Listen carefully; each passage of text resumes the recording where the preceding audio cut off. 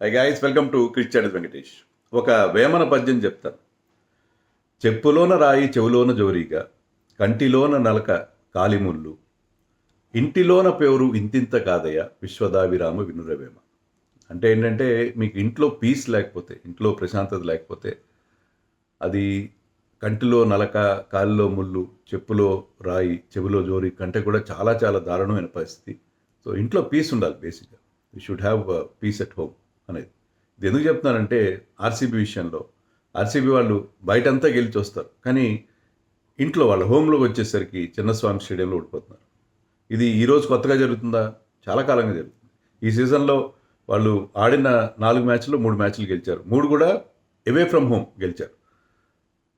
Home కండిషన్స్లో చిన్నస్వామి స్టేడియంలో బెంగళూరులో ఆడిన ఒకే ఒక మ్యాచ్లో ఓడిపోయారు. మామూలుగా చాలా టీమ్స్ ఏంటంటే చెన్నై కానీ ముంబై కానీ వాళ్ళు తమ సొంత గడ్డ మీద గెలుస్తారు, బయట ఓడిపోతారు. కానీ ఆర్సీబీ అది రివర్స్. వాళ్ళ రికార్డు కనుక మనం చూస్తే 92 మ్యాచెస్ ఆఫ్ ఐపీఎల్లో 44 మ్యాచెస్ ఓడిపోయారు. అంటే నా పర్సంటేజ్ అంటే ఫినిష్డ్ మ్యాచెస్లో చూస్తే 89% వాళ్ళకి, సారీ 89 అంటున్నా, 49% మాత్రమే విన్ రికార్డు ఉంది. 49% మాత్రమే వాళ్ళకి విన్ రికార్డ్ ఎట్ హోమ్ ఉంది. అదే మీకు చెన్నైకి 70% హోమ్ రికార్డు ఉంది, ముంబైకి 60% హోమ్ రికార్డు ఉంది. ఎవరికైనా అలాగే ఉంటుంది, ఎందుకంటే హోమ్లో కండిషన్స్ అనుకూలంగా ఉంటే వాళ్ళకి అలవాటైన పరిస్థితి ఉంటుంది, వాళ్ళు అనుకూలమైన పిచ్లు చేసుకుంటారు మోస్ట్ ఆఫ్ ది టైం. మరి అలా కాకుండా ఇక్కడ వీళ్ళకి ఏంటంటే పరిస్థితి దానికి టోటల్లీ రివర్స్గా ఉంది. మరి ఈసారైనా హోమ్లో గెలుస్తారా? Match number 24 they are going to play against Delhi Capitals today. మరి ఇక్కడైనా వాళ్ళు హోమ్లో గెలవరని కాదు, కానీ తక్కువ గెలుస్తారు. హోమ్లో ఎందుకన్నా వాళ్ళకి హోమ్ కండిషన్స్, క్రౌడ్ బ్రహ్మాండంగా సపోర్ట్ చేస్తారు. ఆర్సీబీ ఉన్న ఫ్యాన్ బేస్ కానీ వాళ్ళు ఎంత స్ట్రాంగ్గా తమ టీంని బ్యాక్ చేస్తారో మనకు తెలుసు. టైటిల్స్ గెలిచినా గెలవకపోయినా కూడా స్ట్రాంగ్ లాయల్టీ ఉంటుంది వాళ్ళకి. అయినా సరే అంత క్రౌడ్ సపోర్ట్తో, అంత వోకల్ క్రౌడ్ వాళ్ళు అయినా సరే వాళ్ళకి హోమ్లో కండిషన్స్ కలిసి రావట్లేదు. కానీ ఈసారి ఎందుకంటే టీం చాలా బాగుంది, ఆ ట్రెండ్ని బ్రేక్ చేస్తారేమో. ఒక మ్యాచ్ ఓడిపోయారు గుజరాత్ టైటన్స్తో, మరి బ్రేక్ చేస్తారేమో. Let's wait and see. So it is going to be a very very important and intense clash. Both the teams are sitting pretty. Points టేబుల్లో చూస్తే గుజరాత్ టాప్లో ఉంది, ఢిల్లీ నిన్నటి వరకు టాప్లో ఉన్న ఢిల్లీ ఇప్పుడు సెకండ్ ప్లేస్కి వచ్చింది. వాళ్ళు ఆడిన 3 మ్యాచ్లు గెలిచారు. Only unbeaten team in the tournament so far. 3 మ్యాచ్లు గెలిచారు. కానీ గమ్మత్ ఏంటంటే వాళ్ళ షెడ్యూలింగ్ ఎలా ఉందంటే చాలా తక్కువ మ్యాచ్లు ఆడుతున్నారు స్టార్టింగ్లో, తర్వాత ఎక్కువ ఉన్నట్టున్నాయి. ఎందుకంటే టోర్నమెంట్ స్టార్ట్ అయ్యి 2 వారాలు దాటిపోయింది, 3 వారాలు అవుతున్నట్టుగా ఉంది. అయినా సరే దే ప్లేడ్ జస్ట్ 3 మ్యాచెస్. చాలా టీమ్స్ ఇప్పటికే 5 మ్యాచ్లు ఆడేసాయి, కానీ వీళ్ళు 3 మ్యాచ్లు మాత్రం ఆడారు. ఆడిన 3 మ్యాచ్లు గెలిచారు. వాళ్ళకి గ్యాప్స్ కూడా కలిసి వస్తున్నాయి. మామూలుగా గ్యాప్ ఎక్కువ ఉంటే మొమెంటం బ్రేక్ అవుతుంది, అలా అవ్వట్లేదు. గ్యాప్స్ ఉన్నా సరే వాళ్ళు గెలుస్తూ వస్తున్నారు. చాలా ఇంప్రెసివ్గా స్టార్ట్ చేశారు. So they are at second place and RCB third place. So 2 teams కూడా చాలా ఇంప్రెసివ్గా ఉన్నాయి. 2 టీమ్స్ 3 విన్స్ ఉన్నాయి. ఆర్సీబీకి ఏంటంటే ఒక మ్యాచ్ ఓడిపోయారు కాబట్టి వాళ్ళు థర్డ్ ప్లేస్లో ఉన్నారు. నెట్ రన్ రేట్ కూడా చాలా బాగుంది. సో 2 ఇంప్రెసివ్ టీమ్స్ మధ్య ఒక హై ఆక్టేన్ కాంటెస్ట్ మనం చూడబోతున్నాం. డెఫినెట్గా పటేల్ వర్సెస్ పటీదార్, ఒకవైపు అక్షర్ పటేల్, ఒకవైపు రజత్ పటీదార్. Patel versus Patidar contest. ఇద్దరు కూడా కొత్త క్యాప్టెన్స్. ఇద్దరు కూడా చాలా ఇంప్రెసివ్గా తమ క్యాప్టెన్సీ స్టార్ట్ చేశారు. మొదటి సీజన్లోనే చాలా ఇంప్రెసివ్గా స్టార్ట్ చేశారు. మరి ఎలా ఉంటుంది బ్యాటిల్ అనేది చూద్దాం. పిచ్ ఎలా ఉంటుంది? పిచ్ లాస్ట్ మ్యాచ్లో బౌలర్స్ కొంత హెల్ప్ కనిపించింది. ఇక్కడే కాదు, ఇక్కడ జరిగిన WPL మ్యాచ్లో కానీ, అంతకుముందు జరిగిన డొమెస్టిక్ మ్యాచెస్లో కానీ టోటల్గా అవుట్ అండ్ అవుట్ బ్యాటింగ్ వికెట్గా లేదు ఇప్పుడు చిన్నస్వామి. కొంత there is help for bowlers, but faster bowlers.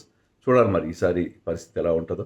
Last time RCB first batting చేసి they were reduce to 42 for 4. కానీ ఇప్పుడు ఉన్న ఆర్సీబీకి ఉన్న అడ్వాంటేజ్ ఏంటంటే వాళ్ళు they are not depending on somebody like Virat Kohli కానీ టాప్ ఆర్ట్. ఇంతకుముందు ఎప్పుడు టాప్ హెవీగా ఉండేది. ఫ్యాఫ్, విరాట్ కోహ్లీ, ఒకరిద్దరు మ్యాక్స్వెల్, వీళ్ళ మీద డిపెండ్ అవ్వడం మనం క్రితంసారి చూసాం. వాళ్ళు బాగా ఆడితే టీము షైన్ అవుతుంది, లేకపోతే సింక్ అవుతుంది. అట్లా మనం చూసాం గతంలో. ఈసారి అంటే వీళ్ళు middle order, lower middle order కూడా చాలా బాగుంది. లాస్ట్ మ్యాచ్లో 42 for 4 తర్వాత there was recovery. Liam Livingstone, Jitesh Sharma, Tim David వాళ్ళు కాంట్రిబ్యూట్ చేయడంతో ఏంటంటే they manage to score 169. So వాళ్ళకి ఇప్పుడు they are not totally dependent Virat Kohli. Main thing ఏంటంటే విరాట్ కోహ్లీ ఒక్కడి మీద డిపెండ్ కాబట్టి Virat Kohli is also doing well. Virat Kohli కూడా వాళ్ళకి టీంకి ఇప్పటికి కూడా అతను లించ్ పిన్, అతని మీద డిపెండ్ అవుతారు. కానీ స్టిల్ వాళ్ళు కోహ్లీతో పాటు మిగతా వాళ్ళు కూడా Phil Salt is doing well. ప్రతి ఒక్కరు ఫామ్లో ఉన్నారు. కృణాల్ పాండ్యా నెంబర్ 8లో బ్యాటింగ్ చేస్తున్నాడంటే డెప్త్ మనం అర్థం చేసుకోవచ్చు. కానీ అతను బ్యాటింగ్లో పెద్దగా షైన్ కాలేదు, కానీ బౌలర్గా అదరు కొట్టేస్తున్నాడు. సో అటు బౌలింగ్లో కానీ ఇటు బ్యాటింగ్లో కానీ they are looking very good. So pitch సంగతి అది. పిచ్లో మీకు చేజింగ్ ఈజ్ ఆల్వేస్ బెటర్. మీకు ఎప్పుడు కూడా చిన్నస్వామిలో chasing is always better. Chasing టీమ్స్కి అడ్వాంటేజ్ ఉంటుంది. టాస్ గెలిచిన క్యాప్టెన్ ఖచ్చితంగా చేజ్ చేసే పరిస్థితి ఉంటుందని మనం ఎక్స్పెక్ట్ చేయొచ్చు. సో ఆర్సీబీ గురించి మనం ఆర్సీబీ వాళ్ళకి ఈసారి బౌలింగ్ కూడా బాగా కుదిరింది. ముఖ్యంగా Josh Hazlewood is leading the pack. చాలా మంచి బౌలింగ్ చేస్తున్నాడు అతను, వికెట్లు ఇస్తున్నాడు. పర్టికులర్లీ లాస్ట్ మ్యాచ్లో ముంబైలో టైట్ మ్యాచ్ అతను హార్దిక్ పాండ్యా 19th ఓవర్లో అవుట్ చేశాడు. అది మ్యాచ్ హార్దిక్ పాండ్యా కనుక ఉంటే మ్యాచ్ ఓడిపోయిండారు, కానీ మ్యాచ్ గెలిపించిన డెత్ బౌలింగ్ కానీ ఈవెన్ పవర్ ప్లేలో కూడా బ్రహ్మాండంగా వికెట్లు ఇస్తాడు. అలాగే అతను భువనేశ్వర్ కుమార్ ఇద్దరు fast bowlers, hunt in pairs అంటారే, వీళ్ళిద్దరు కూడా they are both are very accurate, experienced, and వాళ్ళ స్కిల్ లెవెల్ చాలా డిఫరెంట్గా ఉంటుంది.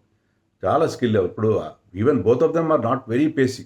Course Hazlewood bowls in high 135s 140 కూడా వేస్తాడు అతను, కానీ he's not very pacy like his counterpart Starc. కానీ అతని దగ్గర యాక్యురసీ ఉంది, ఆ తర్వాత స్కిల్ ఉంది, and is a brainy bowler. So same applies to Bhuvneshwar. వీళ్ళిద్దరు కాంబినేషన్ బ్రహ్మాండంగా వర్కౌట్ అవుతుంది. సో దాంట్లో ఆక్షన్ స్ట్రాటజీ వాళ్ళు మెచ్చుకోవాలి. నేను చిన్నస్వామి లాంటి చోట్ల margin for error is very less. అలాంటి చోట్ల మీరు ఎక్కడ కూడా కొంచెం లైన్ అండ్ లెంత్లో ఏమాత్రం తేడా చూపించినా మీరు నెక్స్ట్ మినిట్లో ఆ బాల్ బౌండరీ లైన్ బయట ఉంటుంది. సో ఇలాంటి బౌలర్స్ ఉండడం, ప్లస్ యష్ దయాల్ దగ్గర వీళ్ళంత యాక్యురేట్ కాకపోవచ్చు అతను, but he has got that variations. Left arm pacer ఆ వెరైటీతో పాటు అతని దగ్గర బోల్డ్ అండ్ వేరియేషన్స్ ఉన్నాయి. అండ్ కృణాల్ పాండ్యా దగ్గర బోల్డ్ అండ్ వేరియేషన్స్ ఉన్నాయి.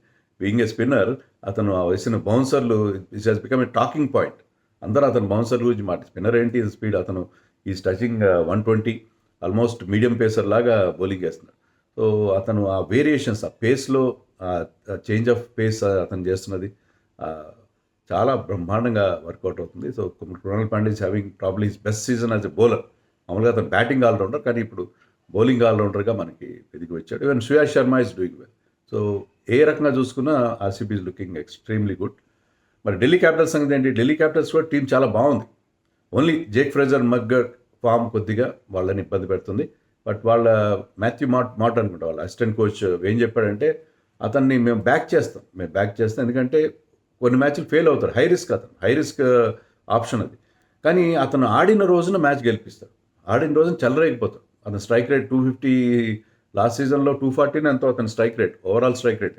అలాంటి ప్లేయర్ని మేము బ్యాక్ చేస్తామని చెప్తున్నాడు. సో వాళ్ళకి కూడా ఇప్పుడు KL Rahul form being a Bengaluru boy, అతనికి అక్కడ గ్రౌండ్ కండిషన్స్ బాగా తెలుసు. KL Rahul and Faf du Plessis they all know the conditions very well.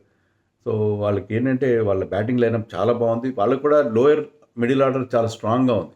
Ashutosh Sharma, Tristan Stubbs లాంటి వాళ్ళు ఉన్నారు కాబట్టి. Even Abhishek Porel is doing well in the top of the order. So Axar Patel గురించి మనం చెప్పేదే ఉంది. అతను ఏ రోల్లో అయినా కాంట్రిబ్యూట్ చేస్తాడు, batting, bowling and fielding.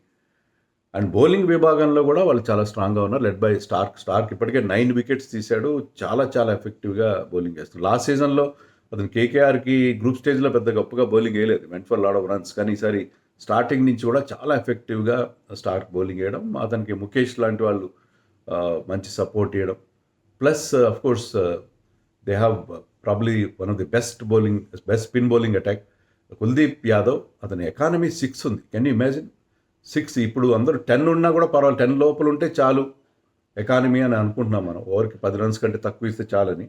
But Kuldeep Yadav economy 6 and is picking up crucial wickets. Is in excellent form. And Vipraj Nigam అనే మరో wrist spinner, is right arm wrist spinner, అతను కూడా చాలా బాగా బౌలింగ్ చేస్తున్నాడు, బ్యాటింగ్ కూడా బాగా చేస్తున్నాడు. సో అతను ఈసారి వాళ్ళకి ఒక find of the season. Plus of course Akshar పటేల్కి బౌలింగ్ కూడా చేయాల్సిన అవసరం లేకపోతుంది, వీళ్ళిద్దరు ఈ రిస్ట్ స్పిన్నర్స్ ఇద్దరు బాగా వేస్తున్నారు కాబట్టి. So they have a very good bowling attack అని కూడా చెప్పాలి. సో చాలా ఇంట్రెస్టింగ్ ఉంటుంది కాంటెస్ట్. మరి ఏమైనా మార్పులు ఉంటాయా ఆర్సీబీలో ఉంటే కనుక ఒకే మార్పు ఉంటుంది. అదేంటంటే శ్రేయస్ శర్మ లాస్ట్ టైం జీటీతో 3 overs వేసి 35 runs ఇచ్చాడు. సో అతని ప్లేస్లో నా రసిక్ సలాం తీసుకొస్తారు. ఎందుకంటే స్పిన్నర్స్కి అందరు స్పిన్నర్స్ ఇక్కడ బాగా బౌలింగ్ వేయాలి. చాహల్ లాంటి వాళ్ళు తప్ప ఇక్కడ కండిషన్స్ స్మాల్ గ్రౌండ్, స్పిన్నర్స్కి పెద్ద హెల్ప్ ఉండదు కాబట్టి maybe they might bring an extra pacer in Rasikh Salam four సీమర్గా. ఇక ఢిల్లీ విషయానికి వస్తే వాళ్ళు ఫ్యాఫ్ డూప్లెసీ ఫిట్నెస్ విషయంలో ఇంకా క్లారిటీ లేదు. సో ఫ్యాఫ్ డూప్లెసీ కనుక ఫిట్గా లేకపోతే రాహుల్ ఓపెన్ చేస్తాడు, మళ్ళీ సమీర్ రిజ్వీ కంటిన్యూ అవుతాడు మిడిల్ ఆర్డర్లో. లేకపోతే ఫ్యాఫ్ వస్తే Sameer will sit out. Faf ఉండడం వాళ్ళకి చాలా అడ్వాంటేజ్ అవుతుంది, ఎందుకంటే Faf being former captain of RCB, అతనికి ఇక్కడ కండిషన్స్ బాగా తెలుసు. సో ఫ్యాఫ్ ఆడాలని వాళ్ళు కోరుకుంటారు. బట్ అతను ఇంజరీ నుంచి పూర్తిగా కోలుకున్న సమాచారం అయితే మనకు లేదు. అలాగే నటరాజన్ ఫిట్ అయ్యే అవకాశం ఉంది. నటరాజన్ కనుక ఫిట్ అయితే మోహిత్ శర్మ ప్లేస్లో నటరాజన్ వెల్కమ్, అది వాళ్ళకి డెత్ బౌలింగ్ని బాగా స్ట్రెంథన్ చేసే అవకాశం. సో అదే పరిస్థితి. మ్యాచ్అప్స్ చూస్తే Virat Kohli is having a very good matchup against Starc. 40 runs చేసాడు ఆఫ్ 19 బాల్స్ అగేన్స్ట్ స్టార్క్ ఇప్పటివరకు ఐపీఎల్లో, అండ్ ఒక్కసారి కూడా అవుట్ అవ్వలేదు. So Starc versus Virat Kohli బ్యాటిల్లో ప్రస్తుతానికైతే విరాట్ కోహ్లీదే పై చేయిగా ఉంది. సో మరి చూడాలి వీళ్ళు ఏం. Axar Patel has a good record against Jitesh Sharma, Tim David, ఇద్దరిని 2 సార్లు అవుట్ చేసిన రికార్డు అక్షర్ పటేల్కి ఉంది. So is having a favourable matchup against the lower order batsmen of RCB. So చాలా చాలా ఇంటెన్స్ బ్యాటిల్ ఉంటుంది. బ్యాటిల్ విషయంలో మనకు ఎలాంటి సందేహం లేదు. 2 టీమ్స్ మధ్య చాలా హోరాహోరీ పోరాటం ఉంటుంది. ఎవరు గెలుస్తారంటే నేను ఒకటే చెప్తాను, టీం చెప్పను. టాస్ గెలిచి ముందుగా బౌలింగ్ చేసే టీంకి డెఫినెట్ అడ్వాంటేజ్ ఉంటుంది, ఎందుకంటే డ్యూ ఫ్యాక్టర్ కూడా ఉండే అవకాశం ఉంది. So changing team is going to win అని నేను అనుకుంటున్నాను.